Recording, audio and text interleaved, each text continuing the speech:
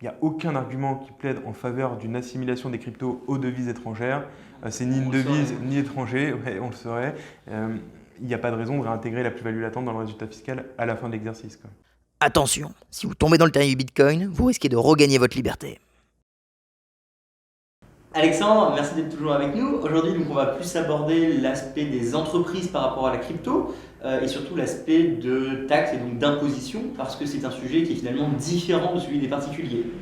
Absolument, c'est pas du tout le même régime et on l'a vu, le régime des particuliers est Encadré, très très hein, très bien encadré et encadré. très spécifique. Là, on est dans des problématiques de droit commun, à l'impôt sur les sociétés, donc Très bien. c'est tout à fait différent. C'est une question que j'ai souvent, on va tout de suite la régler. Une société peut détenir des bitcoins sur sa trésorerie, dans ses actifs d'entreprise, oui ou non? Oui, par principe. Après, évidemment, il faut faire attention à plein d'autres régimes, mais le principe, c'est que oui, rien n'interdit à une société de détenir des bitcoins en France, en tout cas. Il y a plusieurs limites à prendre en compte. Il faut évidemment acheter du Bitcoin quand la société est en mesure d'en acheter et quand cet achat ne remplace pas le paiement de dettes d'exploitation ou d'autres dettes financières de la société. On pourrait reprocher par exemple aux dirigeants d'une société d'acheter des Bitcoins en fragilisant la situation financière de la société. Ça pourrait constituer une faute de gestion et le dirigeant de la société pourrait être inquiété, poursuivi à titre personnel pour cette faute. Donc on peut placer une partie de sa trésorerie en Bitcoin quand on a une activité qui n'a rien à voir avec les cryptos, mais il faut le faire comme tout placement, de manière raisonnable, sans que ça porte atteinte à l'activité principale et à l'objet de la société. D'accord. Donc par exemple, une société qui veut diversifier un petit pourcentage de son portefeuille de cash, enfin, de sa réserve de valeur, ou également du coup accepter des bitcoins contre des biens et des services, donc vendre en fait de la marchandise en bitcoin, comme Tesla essaie de le faire. Le problème de ça, c'est qu'en France, comme on l'a vu juste dans la vidéo précédente, le cadre juridique n'est pas du tout favorable à ça. Vu qu'on est taxé très rapidement pour simplement l'achat de biens et de services en tant que particulier, réussir à avoir un intérêt économique Mm. pour que ses clients se mettent à acheter en bitcoin, c'est quand même compliqué en France, hein. Oui, absolument. En fait, le régime fiscal qui s'applique aujourd'hui aux particuliers euh, n'incite pas du tout à dépenser ces cryptos. C'est plutôt l'inverse. Elle dissuade de les dépenser, puisque, comme tu l'as dit et comme on l'a vu la dernière fois, chaque paiement constitue un fait générateur d'imposition. Donc voilà, faut avoir en tête que quand on va acheter sa Tesla en Bitcoin 50 000 euros, eh ben, on devra calculer la plus-value sur ces Bitcoins, quoi, et payer 30% sur cette plus-value. Alors on parle de Tesla, mais le problème c'est qu'il y a beaucoup d'artistes dans le milieu francophone qui essaient de vendre leurs marchandises, leur art en bitcoin. Et bah, tu réfléchis à deux fois quand tu dois acheter un tableau de 30 euros, quoi, parce que bah, acheter un tableau de 30 euros en bitcoin, ça veut dire j'ai trouvé et déclaré ta plus-value sur l'ensemble de ton portefeuille, comme on l'a vu donc dans la vidéo pour l'imposition par rapport aux particuliers. Pour en revenir sur les sociétés, alors du coup il y a quelque chose que je trouve personnellement très intéressant, quand on parle de différenciation entre donc, gérer des actifs en tant qu'entreprise ou particulier, c'est la séparation des comptes. Dans le sens où, comme on l'a vu, pour un particulier, la plus-value taxable, donc l'imposition, elle est sur l'ensemble du portefeuille. Donc on met dans le même sachet les bitcoins que tous les autres crypto-monnaies, les Ethereum, les Binance Coin, etc. Tandis que pour une entreprise, on sépare ses comptes. C'est-à-dire que si vous avez de la plus-value par rapport à vos bitcoins, c'est seulement sur vos bitcoins, de la même façon que si vous vendez de l'Ethereum, vous êtes taxé uniquement sur cette vente d'Ethereum. Il y a une séquestration des actifs. Est-ce que c'est bien ça? Alors effectivement, à la différence des particuliers où il faut raisonner à l'échelle du portefeuille d'actifs numériques tout confondu, toute crypto confondue, là on raisonne par actif et par session en fait. Donc on va aller chercher, quand on cède ces cryptos, le prix d'acquisition de la crypto cédée et non pas du portefeuille total. Donc pour reprendre ton exemple, si tu cèdes un Bitcoin, tu vas aller chercher le prix d'achat de ce Bitcoin et ta plus-value sera égale à la différence entre le prix de vente et le prix d'achat tout simplement. Et dans ce cas, l'imposition, c'est sur les sociétés classiques. Exactement, en principe, après il y a des petits régimes spécifiques, mais en principe, dans la plupart des cas, ça rentrera dans le résultat imposable à l'impôt sur les sociétés, quoi. Donc autour de 25%. Très bien, donc c'est intéressant finalement. Bah, ça peut être intéressant. Après, il faut savoir que contrairement aussi aux particuliers, on n'a pas le dispositif de neutralisation des échanges entre actifs numériques.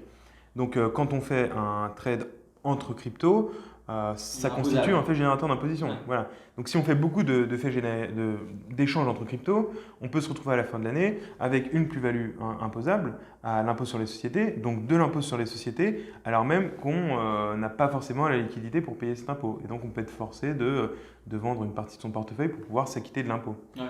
Donc ça, c'est la différence notable. Après, c'est vrai qu'il peut y avoir des avantages. En fait, on ne peut pas dire qu'on a un régime plus intéressant que l'autre. Tout dépend de la situation de chacun et des objectifs. Oui, ça, c'est Voilà. toujours. Un trader ne se retrouvera pas dans les mêmes régimes que quelqu'un qui achète pour les conserver à long terme. Enfin, voilà. C'est ça. Comme j'essaie d'expliquer souvent dans le cours, vous devez adapter votre plan par rapport à vous. Alors, c'est pas des conseils financiers bien sûr, mais si vous allez commencer à vous intéresser à ce milieu et créer une sorte de portefeuille d'investissement, si vous devez partir en entreprise ou pas, ça c'est des choix beaucoup plus poussés qu'il faut réfléchir à la base. Donc si vous êtes un petit porteur, forcément la première étape c'est de s'éduquer. Par contre, si vous êtes quelqu'un qui a déjà pas mal de connaissances, déjà des sociétés, vous vous posez la question un petit peu comme pour l'immobilier, on pourrait créer des sociétés spécialisées pour l'immobilier. Est-ce que vous devez créer la même chose? Franchement, vous devriez parler avec votre comptable et bien l'analyser par rapport à vos objectifs. Qu'est-ce que ça va être cette structure et où est-ce que vous voulez aller? Il y a quelque chose qui était intéressant dans ce que tu as dit, c'est finalement on vendra ce bitcoin qu'on a acheté.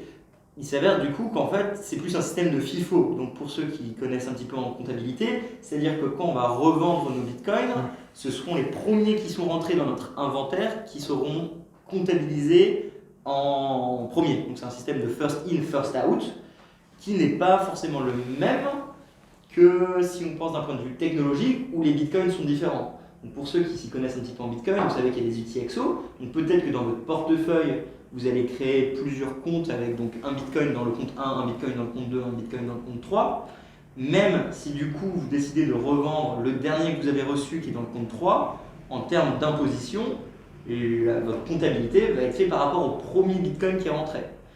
Du coup, il y a une différenciation entre ce qui est comptabilité légale et la technologie. J'espère que vous m'avez suivi. Est-ce que du coup c'est ce que j'ai compris? Est-ce que c'est à peu près ça?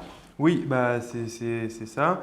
Alors, on ne pourra pas choisir l'UTXO. Voilà, l'UTXO qu'on veut vendre, quoi. Ouais. Par contre, il y a une deuxième méthode qui est acceptée.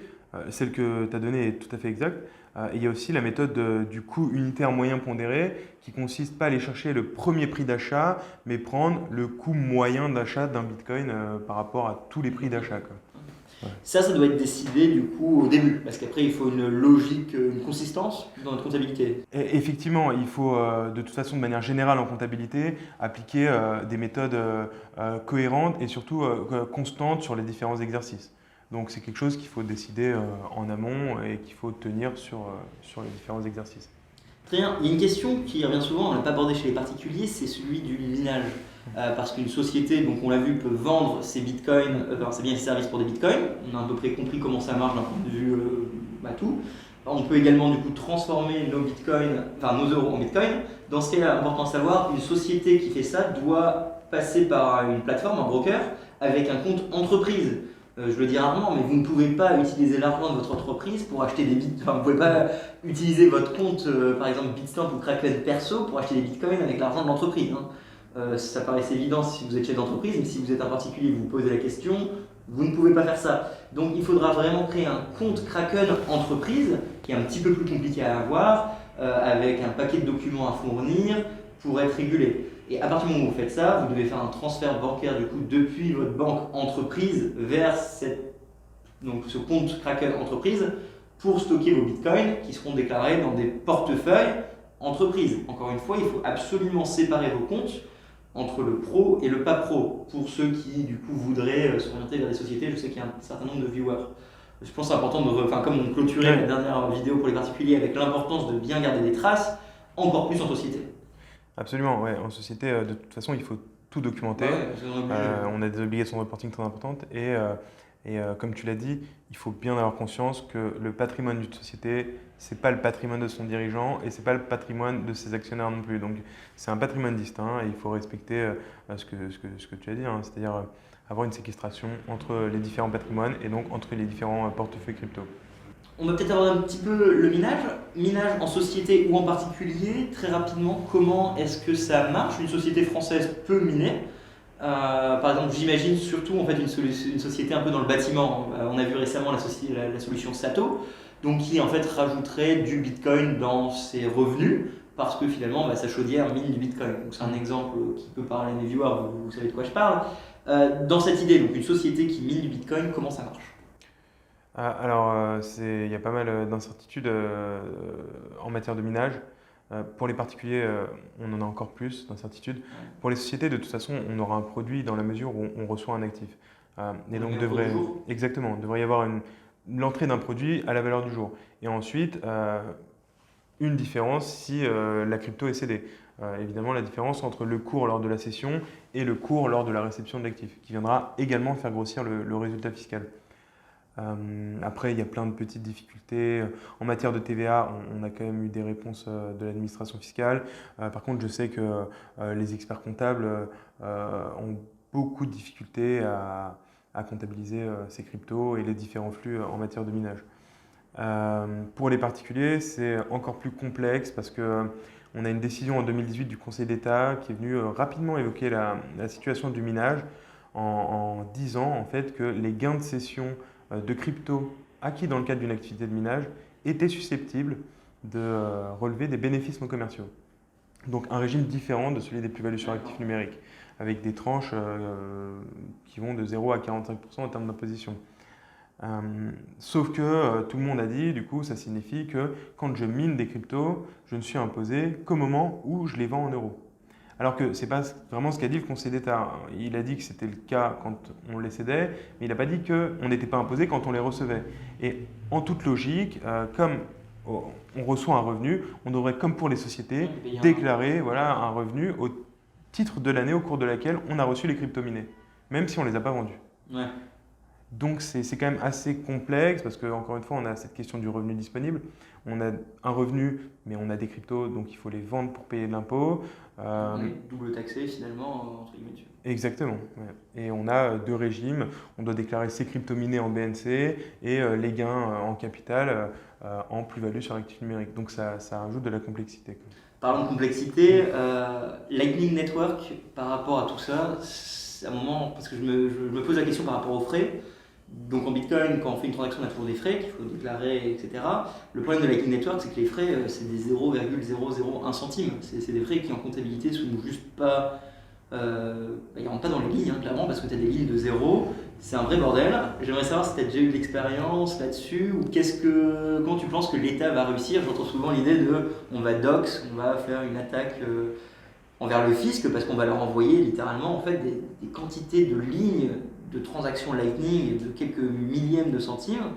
J'ai l'impression que ça va être vachement compliqué pour l'État de continuer à aller avec la technologie Bitcoin qui évolue très vite. Est-ce que tu as un petit peu d'expérience là-dessus? Sur la problématique des frais on-chain, c'est pas une vraie problématique fiscalement. Parce que ce qui est intéressant fiscalement, c'est de regarder les frais de broker ou d'exchange. Ça va être déduit. Mais on ne va pas déduire les frais de transaction on-chain. Parce que pas de plus-value sur nos frais de on-chain. Voilà, ça déjà, il n'y a pas de plus-value. Mais surtout, oui. Non, mais c'est une vraie question parce que l'administration fiscale. Il y a des gens qui vont me la poser, c'est pour ça que je prévenais. Ouais, et l'administration fiscale a précisé que par tolérance, quand on payait des frais au réseau, c'était pas une cession imposable. Okay, alors que normalement, tu payes des frais, donc tu payes un service, donc normalement tes frais devraient constituer une cession imposable. Exactement. Mais en tout cas, sur la question de la déductibilité des frais on-chain, on ne va pas les déduire en fait. C'est juste que ça va diminuer notre portefeuille de crypto et donc ça va diminuer la valeur globale du portefeuille. D'accord. Et c'est comme ça que ça va être pris en compte dans le calcul de la plus-value. Ok, ouais. On va faire un shot groupé au lieu de cette. Voilà, on ne va pas regarder petit à petit, transaction par transaction. Du coup, imposition des plus-values latentes, c'est un sujet qui est un petit peu abordé de temps en temps par les personnes qui ont des sociétés en crypto, ou du moins avec quelques personnes avec qui j'ai discuté, parce que si c'est une monnaie étrangère, généralement dans nos comptes, on a une sorte de taxe, d'imposition sur les plus-values latentes. En crypto-monnaie, ce n'est pas le cas parce que finalement, Bitcoin n'est pas une monnaie. C'est un sujet un petit peu complexe. Est-ce que tu pourrais nous en parler? Oui, dans les grandes lignes, c'est vrai qu'il y a cette incertitude et il y a eu peut-être une incompréhension de la part de certains experts comptables qui ont souhaité réintégrer dans le résultat fiscal la plus-value latente de l'exercice. Mais a priori, à mon sens, en tout cas, ça ne devrait pas être le cas, puisque cette réintégration, elle s'applique qu'aux devises étrangères. et elle constitue une exception. En principe, en droit fiscal, sont imposables à l'impôt sur les sociétés que les revenus qui sont réalisés. Et donc pour des plus-values, c'est-à-dire que les plus-values sur des biens qui ont été cédés. Donc il n'y a pas de raison d'appliquer une exception dans la mesure où on n'est pas certain que l'exception s'applique aux cryptos. Et comme il n'y a aucun argument qui plaide en faveur d'une assimilation des cryptos aux devises étrangères, c'est ni une devise ni étranger, ouais, on le saurait. Il n'y a pas de raison de réintégrer la plus-value latente dans le résultat fiscal à la fin de l'exercice. Très bien, et du coup ça clarifie pas mal de choses par rapport aux sociétés. C'est vrai que c'est un sujet qui est peut-être pas assez abordé dans l'écosystème, parce que bon, évidemment vous le savez, l'écosystème français n'est pas le plus ouvert, on va dire, à cette nouvelle technologie. On a des fermetures de comptes assez régulièrement et c'est compliqué pour les startups d'avoir des comptes bancaires pour faire des activités en crypto, en espérant que ça se débloque. Ça va être le sujet de la prochaine vidéo où on va aborder le PSAN, du coup le passeport crypto, on va dire France pour les sociétés. Alexandre, merci beaucoup d'être avec nous. Merci, et on se retrouve tout de suite. Si cette vidéo vous a plu, n'hésitez pas à vous abonner, liker et mettre la cloche, ça aide énormément. Si vous avez la moindre question pour Alexandre, posez-la dans les commentaires, on se fera un plaisir d'y répondre durant un live très prochainement. J'espère que le contenu continue à vous plaire. Dans la prochaine vidéo, nous allons voir le PSAN, le fameux passeport pour être un opérateur de crypto-actifs en France, et on va parler également du blocage bancaire et de la régulation dans le cadre de la crypto-nation française. J'espère que ça va vous plaire. Merci beaucoup pour votre soutien constant, vos likes, vos partages, vos messages. On se voit à très bientôt. Je suis Roxy. Salut. Tout le monde doit devoir faire un choix dans le futur. Adopter Bitcoin ou l'ignorer? Ça va être lequel le vôtre?